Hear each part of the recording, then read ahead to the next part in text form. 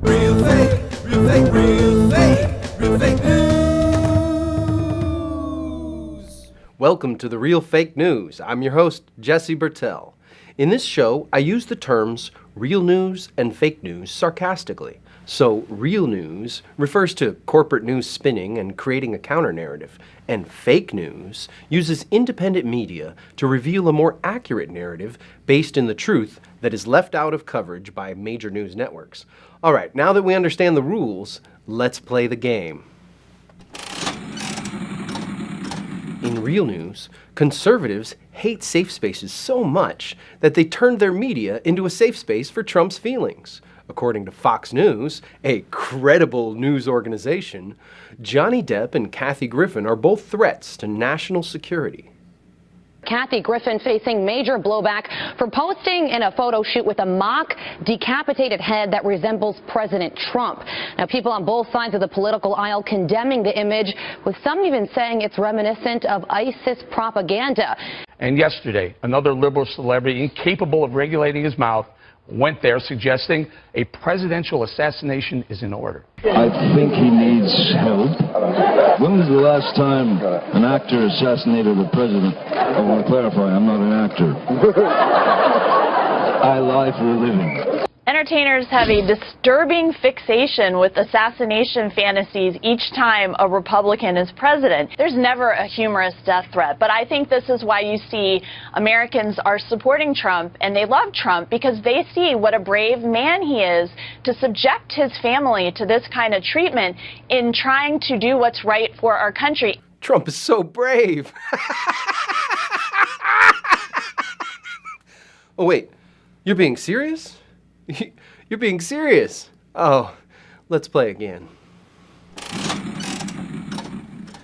In fake news, E.T. released an interview of Jim Carrey responding to the violence from comedians. And should people forgive her? I'd see that everybody's a hypocrite because everybody's imagined themselves standing there with his head. You know what I mean? I mean, maybe at least half the country. You know, we're in a tough spot. It's a very, very divided world, and those on I guess you'd call it the left side. I just call it the sensible side. Is, you know, we're sitting there watching this nonsense happen, and people like Sean Spicer come out and talk about it like we're kindergartners, you know, and covering for this president is like putting makeup on a melanoma. You know, not only unsightly, but it's dangerous. As a comedian, when do you feel like you know that you've crossed that line? I think it is the job of a comedian to cross the line at all times, because you know, that line is not real. And if you step out into that spotlight and you're doing the crazy things that he's doing, you know, we're the last line of defense, and really the comedians are the last voice of truth in this whole thing, you know. And you know, it's impossible to get away from it. You know, I had a dream the other night about that I was playing golf with Donald Trump, and I was standing beside him with a club in my hand, and I was, you know, considering my options when I suddenly woke up. You know, it was one of those dreams where you want to just get back to sleep so you can finish it, you know? Yeah. But I've taken up golf anyway. Comedians, what do they know? Uh-oh, did Jim Carrey just threaten to kill Trump? Let's play again. In real news, conservative media outlets have lost their criticisms of the president now that they have Trump in the White House. If this had been said in reverse about Barack Obama, I think the response would have been a little different. Donald Trump Jr. defended his dad, writing, "Disgusting but not surprising. This is the left today. They consider this acceptable. Imagine a conservative did this to Obama as president." Yes, let's imagine a conservative threatening to kill Obama. I'm sure it'd be impossible to find such distasteful rhetoric coming from conservatives. I doubt there's a video of something like that. Roll the clip. Hang the line, Canyon traitor! We got a rope. Who's going to shoot Obama? Brown's press office confirmed that was the question, and the one that got the big laugh. By the way, 2 witnesses say Congressman Brown also laughed. Last night, you sent out a tweet, and let's take a look at it. It says, 3 Dallas cops killed, 7 wounded. This is now war. Watch out, Obama. Watch out, Black Lives Matter punks. Real America is coming after you. It has since been deleted. Why did you do that? He said, Gorilla Face Michelle can't disagree with that, referring to something they were discussing. That seems pretty offensive. He's going to follow that up with, the woman is not attractive except to Monkey Man Barack. Check out them ears, LOL. What's his excuse? He says, oh, this was just playful back and forth banter that my friends and I do. And you're not a comedian. This isn't, a stand-up routine. This isn't a movie. You're a mayor, and you're like, ha ha ha, black people, gorillas, ha. There were at least 75 posts and reposts, including an image that suggests both the president and his wife should hang for treason. And this isn't just from fringe Republican voters or the occasional rare breed of conservative entertainers, but from politicians. Conservatives are clearly more violent. Even their economic policies are violent. Take trickle-down economics. Trickle-down is a policy which basically amounts to a rich white guy standing on the balcony of Trump Tower penthouse suite and pissing on the homeless people below. Trickle down. So Kathy Griffin gets fired for a bad photo shoot, and both her and Johnny Depp apologize. But you won't find public apologies from any of these conservatives who use this kind of rhetoric as their political platform. He is a Republican candidate named Joshua Black, and tonight he is standing by the tweet. And as you said, John, he is standing behind his hang the president tweet. Somebody who thinks that women shouldn't be allowed to vote is running for delegate here in Prince William, and he thinks that he has a shot. His name was front and center when he emailed the Secret Service saying he would kill President Obama. A judge sentenced him to 16 months, and now Nathan Larson is out. He says it was all an act of civil disobedience, and now he wants to run for delegate. Conservative commentators treat these assassination threats from Republican politicians and candidates rather lightly compared to how they use rhetoric from entertainers as a launching point for very real character assassinations. Long time, he's just become a shriveled little pile of walking hippie scarves with a hat attached to it. But again, I don't think that, right, I mean, he's a pathetic drunk. He's accused of abusing his wife. He doesn't have any money, and he's going to get up there and be like, yeah, president, yeah, my hat. Like, cool, bro, what are you doing? Get over it. But again, I don't think it's fair to call it a call to assassinate the president. I don't think anybody was going to watch that and thought he was being serious. Again, though, given what we've been seeing, incredibly irresponsible. I wouldn't say illegal. It's definitely not illegal. At least not yet. So here they fully admit that no one takes political rhetoric from entertainers as a call to action. But that doesn't stop them from reporting on it like it was a real threat. Now, conservative commentators may have found the example they've been looking for to enforce this narrative of how progressives are the real violent ones in the form of a lone gunman who shot at GOP representatives playing baseball. I should mention that no one died except the gunman, who wounded a few people and shot one representative in the butt cheek. A barrage of gunfire at a baseball field right outside Washington, D.C., as Republican members of Congress practiced for their annual game against the Democrats. Well, even worse, I think, than some of these artists, who I don't think people take much political advice from, is the political rhetoric that's coming from politicians or Democratic leaders. It is important for people to be able to disagree and do so civilly, particularly just 1 week after we saw what happened when people are unable to handle their disagreements civilly and they actually try to commit a mass assassination of Republicans. Big surprise. Fox News anchors are blaming Democratic leaders? But it's not just conservative news like Fox pushing this narrative. According to the so-called liberal journalists at the New York Times, attack tests movement Sanders founded.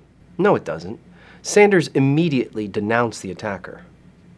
I am sickened by this despicable act, and let me be as clear as I can be. Violence of any kind is unacceptable in our society, and I condemn this action in the strongest possible terms. The New York Times article goes on to say, long before the shooting on Wednesday, some of Mr. Sanders' supporters had earned a belligerent reputation for their criticism of Hillary Clinton, the Democratic Party, and others who they believed disagreed with their ideas. Sanders fans, sometimes referred to derogatorily as Bernie Bros or Bernie Bots, at times harassed reporters covering Mr. Sanders and flooded social media with angry posts directed at the corporate media, a term often used by the senator. The suspect in the shooting in Virginia put a new spotlight on the rage buried in some corners of the progressive left. I thought blaming liberals was supposed to be the conservative thing. Never mind the violent tendencies of conservatives. What police suspect may be a possible hate crime. Police say this man verbally attacked a Muslim woman on a train, and that when Good Samaritans came forward to help, he stabbed them to death.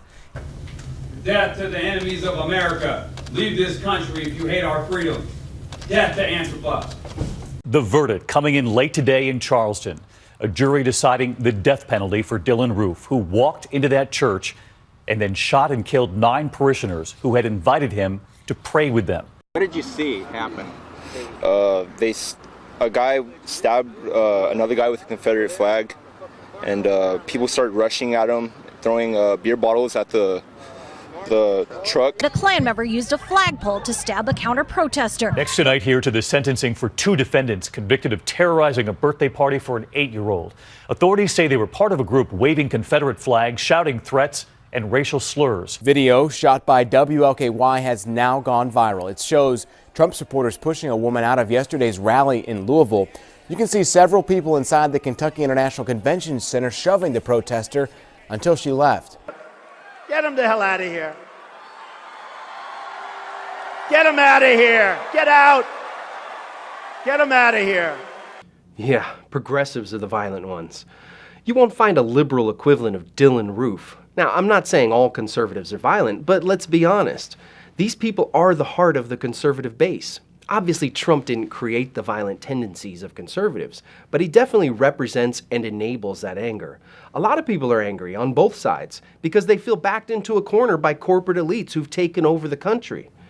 Let's play again.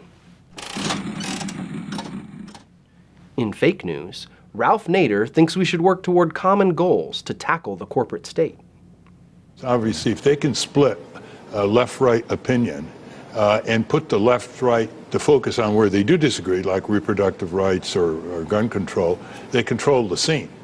And they keep the left and right from moving on where they do agree. And where they do agree would take power away from the corporate brokers, and it would get a lot of things done in this country. Look at where they agree. 80%, almost 80% comes in for a higher minimum wage. That's a lot of conservative workers in Walmart and other places. Right. 90% want to break up the big banks because they're too big to fail and they're risking another crash out of New York and Wall Street. A large majority want tough crackdown on corporate crime. They see it. They get ripped off as consumers. They get thrown aside as workers, and they get cheated as taxpayers. Here's the big one. Right, left against corporate welfare and what the right wing calls crony capitalism. That is really a powerful one. Right. And we want to revise the trade agreements, NAFTA and WTO. The right says it shreds our sovereignty. The left says it steals our jobs and ships them overboard. So once the two, right. So once the two come together, it's unbeatable. It's like the ancient Chinese proverb says. It's only when a mosquito lands on your testicles that you realize there's always a way to solve things without violence. What's that? I'm being told that memes aren't factual. And now, here's an exclusive clip from my new documentary film, Bernie and Me, where we talk to some of these so-called Bernie bros to see who they really are.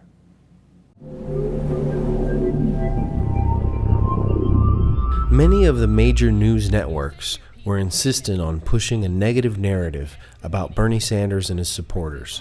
You may have heard the term Bernie bro this election season, typically young, white, and male. Bernie bros have been accused of online trolling, misogyny, and outright bigotry. So the next day, I met up with my real fake news reporter, Catherine Grant, to find out if there was any truth to the narrative. What's your name? Lauren. And what's your name? Sean. And you? Pablo. Pablo, nice to meet you. And are you here for the DNC or are you a Philadelphia resident? It's good. Hi there. What's your name? Aris from Ethiopia. Oh, nice to meet you. Nice to meet you. Are you here for the DNC? I don't know all about it. I don't know for what. I don't know the case, the reason what's going on here. You know what I'm saying? Okay, awesome. Okay. Good to meet you. Good to meet you again. Okay, so are you here for the DNC? No, I work here. And who are you supporting? I'm a Bernie bro. I would consider myself a Bernie bro, yes. We are both Bernie bros. I'm a Bernie bro, and I'm over 65. I'm a Bernie bro. I'm a Bernie bro too. I'm a Bernie bro. I'm a Bernie bro. Yeah, we're Bernie bros. Yes, we're Bernie bros. Yeah, bro, I'm totally a Bernie bro, bro. So, who do you support in this election? Oh man, I feel the burn. I feel the burn. I went to the doctor after I felt the burn. I can't stand Donald Trump, but I'm disappointed in Hillary beyond belief. Everybody have a choice, you know, that's a good thing about America. Everyone has their own choice, you know, and mine is... So, We don't want this guy to be in office, anybody except this guy.